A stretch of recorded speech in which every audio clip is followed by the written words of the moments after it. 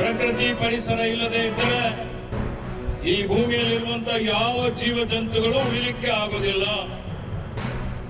ಈ ಆಧುನಿಕತೆಯಲ್ಲಿ ನಾವೇನ್ ಮಾಡಿದ್ದೇವೆ, ಇವತ್ತೇ ನೈಸರ್ಗಿಕ ಸಂಪತ್ತಿದೆ, ಅದನ್ನು ನಮ್ಮ ಪೂರ್ವಜರು ಮಿತವಾಗಿ ಬೆಳೆಸ್ತಾ ಇದ್ರು.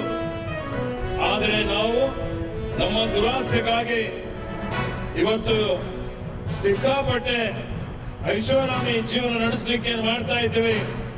ಅದಕ್ಕಾಗಿ ಇವತ್ತು ಪರಿಸರ ಜಿಲ್ಲೆಗೆ ರಾಜ್ಯ ಸರ್ಕಾರ ಸುಮಾರು 1,350 ಕೋಟಿ ರೂಪಾಯಿಗಳ ಕಾಮಗಾರಿಗಳನ್ನು ಇವತ್ತು ಈ ಜಿಲ್ಲೆಗೆ ಕೊಟ್ಟಿದೆ. ಬಹುಶಃ ಒಂದು ಹೊಸ ಬದಲಾವಣೆಯನ್ನು ಈ ಜಿಲ್ಲೆಯಲ್ಲಿ ನಾವು ಕಾಣ್ತಾ ಇದ್ದೇವೆ. ನನಗೆ ನಮ್ಮ ಇಲಾಖೆಯಿಂದಲೂ ಕೂಡ ಸುಮಾರು 30 ಕೋಟಿ ರೂಪಾಯಿ ಖರ್ಚು ಮಾಡಿ 96 ವಸತಿ ಗೃಹಗಳನ್ನು ಪೊಲೀಸಿನವರಿಗೆ ಕೊಡ್ತಕ್ಕಂಥ ಕಾರ್ಯ ಕೂಡ ಇವತ್ತು ಈ ಕಾರ್ಯಕ್ರಮದಲ್ಲಿ ಉದ್ಘಾಟನೆ ಆಗ್ತಾ ಇದೆ.